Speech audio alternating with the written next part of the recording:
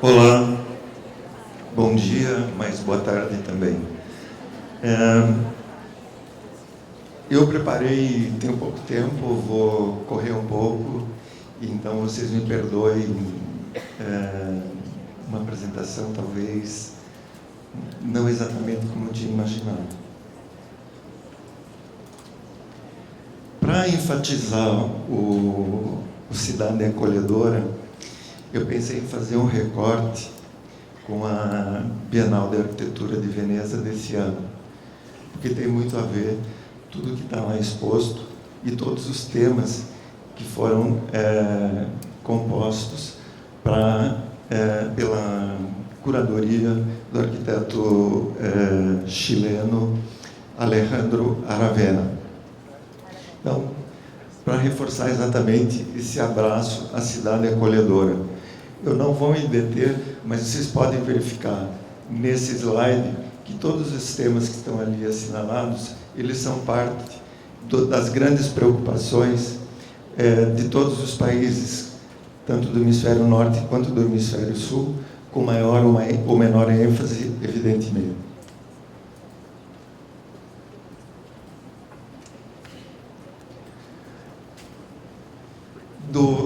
Desses 5 itens, eu vou só me deter um pouquinho sobre inventividade. A nossa plateia é de profissionais, mas é majoritariamente de estudantes, e a inventividade, a imagem símbolo, ela é muito propícia para esse momento que nós vivemos, e que as coisas não estão perdidas, e que a globalização não é uma fatalidade, tudo pode ser bom e melhor. Essa foto é a imagem símbolo da Bienal. Essa foto é uma homenagem à arqueóloga alemã Maria Reiche. Eu não estou pronunciando em alemão, eu estou pronunciando como se escreve. Essa arqueóloga, ela é mostrada como um exemplo de que com poucos meios se pode fazer muito, e que a escassez não é motivo suficiente para que a gente não faça. Então, quer dizer, ela tinha poucos recursos financeiros para fazer o seu trabalho de pesquisa, que tinha como objeto as linhas de Nazca no deserto de Atacama.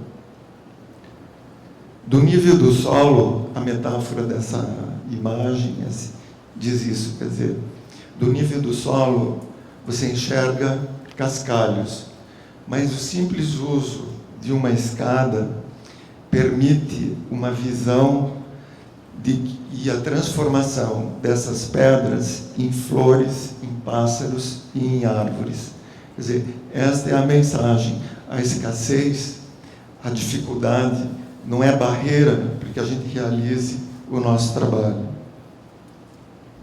E todos aqueles temas que estavam listados no primeiro slide, fazem parte do nosso cotidiano profissional, do nosso combate diário para fazer cidades melhores e, como consequência, espaços e ambientes melhores para as pessoas. Dentro do projeto Diversidade, ao nosso escritório coube a Praça 19 de Dezembro.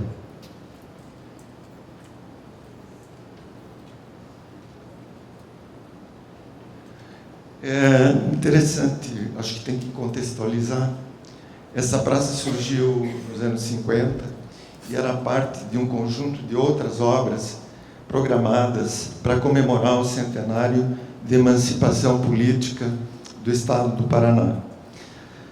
O governador de então fazia parte de um perfil de políticos dos anos 50, muito alinhados com o pensamento modernista, e vejo um exemplo de Minas, Belo Horizonte, Rio de Janeiro, e em Curitiba. Quer dizer, foi em Curitiba, nessa época, que se fez o primeiro espaço de maior amplitude que organiza as instituições públicas próximas umas das outras e que traz toda a concepção, não só das edificações, mas do espaço aberto, com a concepção dos ideais modernistas.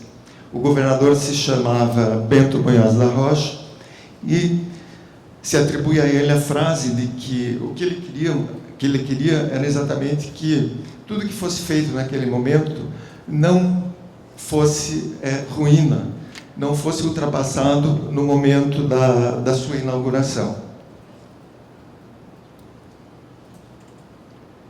Além da Praça 19 de Dezembro, que era um dos projetos desse conjunto de obras, existiam outros que hoje ainda marcam com muita simbologia e tem um forte caráter emblemático, outras, como o Teatro Guaíra, a Biblioteca Pública, só para citar as que a mim parecem mais referenciais.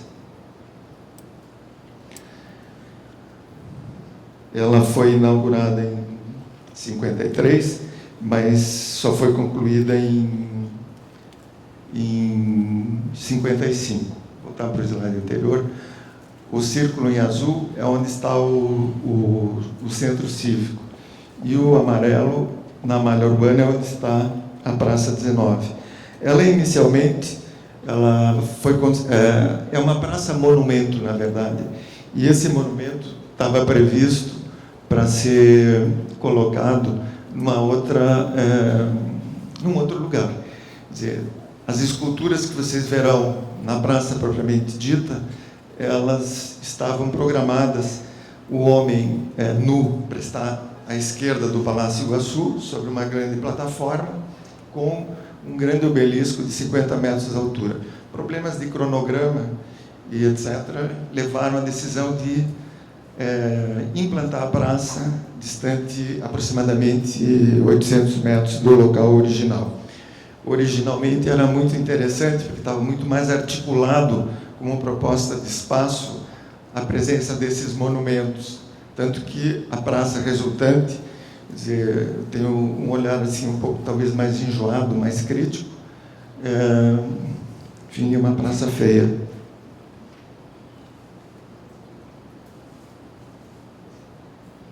Além do obelisco, tem esculturas, quer dizer, tem 2 painéis importantes, que é um baixo relevo, que conta os ciclos econômicos do Estado, de um lado, o baixo relevo em granito, e do outro conta a saga da ocupação do espaço. Até os anos 50, quer dizer, a cidade, as praças, os espaços abertos eram desenhados naquele tradicional traçado francês. Quer dizer, essa maquete, ela tem um forte caráter simbólico. Inicialmente, quando eu vi a foto, também fiquei reticente, mas depois, quando você entra na proposta, ela é cheia de elementos importantes, quer dizer, da composição. Evidentemente, essa praça não foi feita por um arquiteto paisagista, foi feito por um artista. Mas, quer dizer, ali estão algumas coisas simbólicas muito fortes. Quer dizer, a grande base que na escultura clássica suporta o elemento escultórico. E isso está bem claro nessa proposta. Essa é a figura do homem e atrás o baixo relevo de granito. O outro lado é o painel de azulejo. A mulher nua é outra questão. Ela não foi concebida para estar nesse lugar. Ela foi concebida para ficar junto a um edifício, que é o Tribunal de Justiça do Estado, mas os juízes, na ocasião, não aceitaram que ela fosse colocada lá. Então, ela ficou até os anos 70 atrás do Palácio Iguaçu, escondida, entre aspas, ou entre castelos. E daí foi trazida para a praça, com grande controvérsia. O próprio artista, achava que não era conveniente, porque tinha um problema de escala. E a posição dela, sentada, mesmo lá nos anos 70 já se falava nisso, quer dizer, da submissão da mulher diante da figura do homem, e a diferença de escala, quer dizer, elas não foram esculpidas na mesma escala. E, claro, que de todas as obras do centenário, o homem nu foi o que causou mais controvérsia, né? Porque, primeiro, havia um questionamento das elites locais de que ele não representava o homem paranaense, ele tinha uma figura que não era ariana. Então, isso provocou muita conversa, muita controvérsia. Essa praça, ela é tombada pelo patrimônio histórico.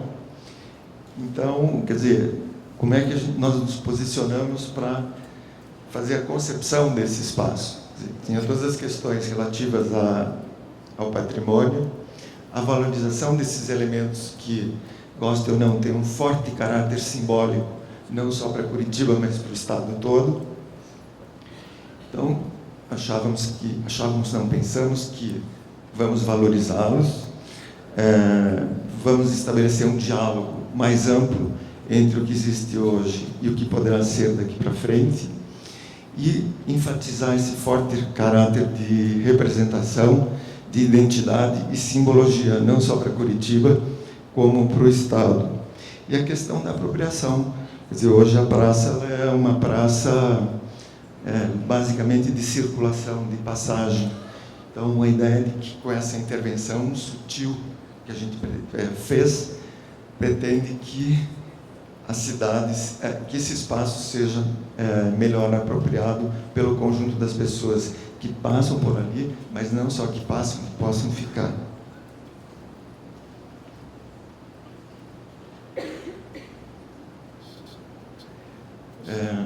Do lado esquerdo é onde está a praça, do lado esquerdo a Barão do Cerro Azul, que foi contextualizada pelo Marlos.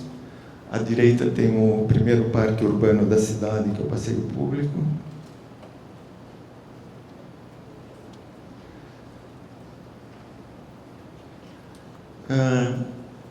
Bom, é fascinante morar em cidades, mas elas são muito feias, são profundamente feias. E esse é o entorno da praça, objeto do nosso trabalho.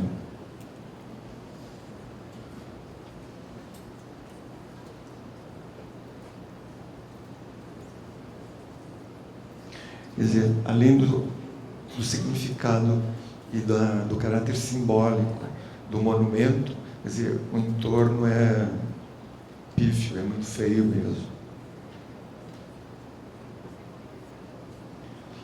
E o próprio traçado da praça, quer dizer, à medida que o tempo foi passando, esses anos todos, se diferencia daquilo que nós vimos na maquete. A maquete tinha aquela grande plataforma de concreto, que era a base para os 3 elementos principais do espaço. Quer dizer, hoje mesmo você chegar na praça, você tem que fazer percursos sinuosos e sem esse caráter representativo para valorizar ou enfatizar o monumento.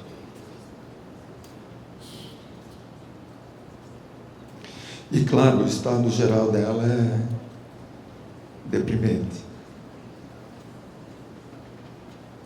Ao longo do tempo, quer dizer, uma quantidade enorme de contribuições de cada das pessoas que foram lá tentar fazer algumas manutenções, etc., trouxeram materiais e elementos os mais díspares, criando um caleidoscópio de materiais.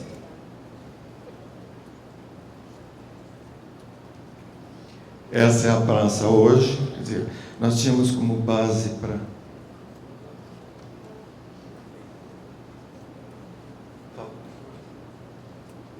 Já falei 14? Tá, vou acelerar. Essas linhas são o que eu dizia sobre a praça ser só de passagem, tem terminais de ônibus no entorno. Essa é a nossa proposta, só da parte de pisos. Então, esses dois eixos em azul são os que articulam os monumentos. Nós propusemos um refazer de toda a área de piso, restaurar a grande base de concreto e, com um marco simbólico visível de uma forma sutil, mas com forte presença, essa espiral, que é um vinco no solo e iluminado à noite. Quer dizer, essa ideia de um símbolo de um momento século XXI, 2015, que marcasse sem criar grandes impactos na questão do patrimônio. Aqui já com o verde são as árvores existentes e as introduzidas. Aqui é um zoom. No obelisco, nós criamos um primeiro anel, que significa também um primeiro abraço circunscrito à dimensão da praça e do monumento. A linha da espiral, que tem esse movimento que se expande fisicamente num determinado espaço, que não se limita ao contorno, mas ultrapassa as ruas, mas que tem um caráter de abraço e de abrangência cósmica. A organização embaixo nós fizemos um anfiteatro de bolso. Ao invés de bancos, nós criamos uma outra forma de organizar os assentos. Aqui algumas imagens. A entrada foi reescalada, foi dada uma dimensão que convidasse para esse acesso.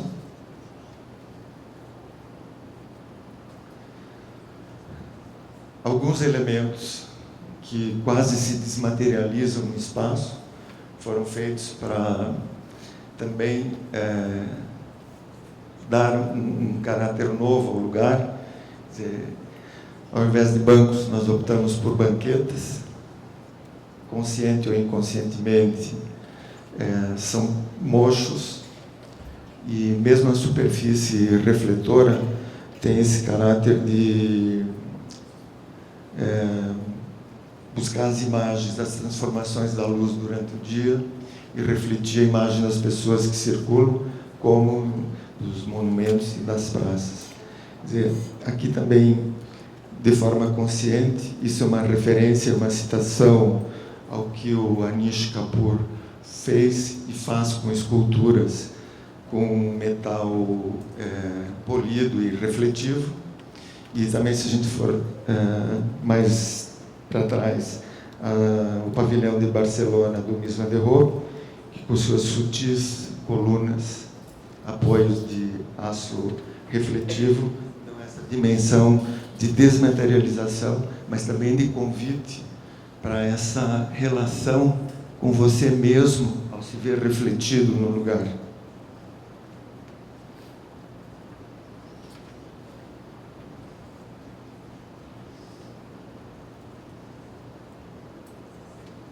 Aqui à esquerda, a ideia do primeiro abraço, do primeiro anel, que tem uma seção circular e que, enfim, transforma a própria imagem. Aqui uma vista, um detalhe do teatro de bolso, do anfiteatro de bolso. São simples chapas, plataformas de aço patinável.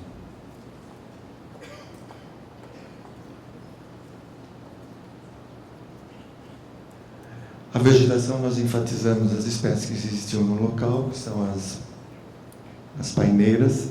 Introduzimos aonde a gente achou que era necessário um sombreamento maior, o pau-ferro, e quaresmeiras, arendas eritrinas que lá existem.